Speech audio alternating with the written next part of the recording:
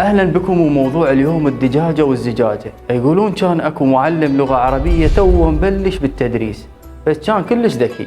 وتعرفون اللي يبدأ بالتدريس تجي لجنة تقيم الأستاذ، تقعد بالصف تشوف طريقته وتعامله ويا الطلاب. بلش هذا الأستاذ يشرح على السبورة، وفجأة كان يقاطع أحد الطلاب وقال له: يا أستاذ ترى اللغة العربية صعبة كلش.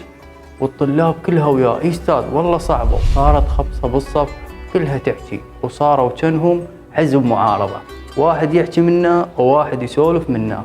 سكت المعلم شوية وبعدها قال لهم: تدللون ماكو درس اليوم وراح نبدله بلعبة. فرحوا الطلاب، بس اللجنة اللي جاية تقيم الأستاذ بقوا صافنين شنو لعبة. المعلم بلش باللعبة ورسم على السبورة زجاجة عنقها ضيق ورسم بداخلها دجاجة، وقال لهم منو يقدر يطلع الدجاجة من الزجاجة، وبشرط ما يكسر الزجاجة ولا يقتل الدجاجة. بلشت محاولات الطلبة وكل محاولاتهم باءت بالفشل، وحتى اللجنة اللي جاية تقيم الأستاذ انسجموا مع اللغز وحاولوا يحلوا، وهم محاولاتهم كلها باءت بالفشل. وكان يصرخ واحد من الطلاب القاعدين بالأخير، هذول تعرفوهم اللي يقعدون بالأخير دائما المشاكسين. المهم فقال الأستاذ: ما تطلع هاي الدجاجة إلا تكسر الزجاجة لو تقتل الدجاجة. فقال للمعلم: لا تخربوا اللعبة ولا تخربوا الشروط، فكر وتنحل. وكان يقول الطالب وهو مستهزئ ويضحك: يا أستاذ قول للخلة الدجاجة داخل الزجاجة يطلعها، أكيد يعرف.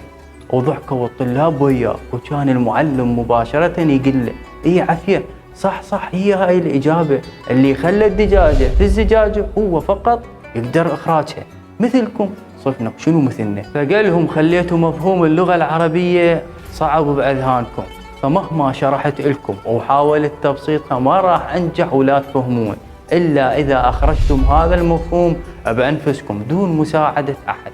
مثل ما زرعت الفكرة في بالكم فشاهدنا.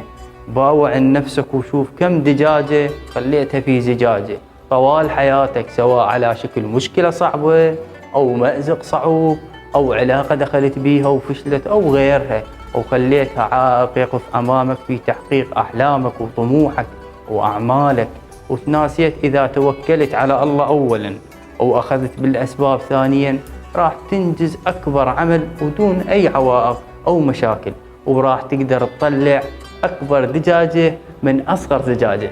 وإلى ملتقى آخر، أستودعكم الله وإلى اللقاء.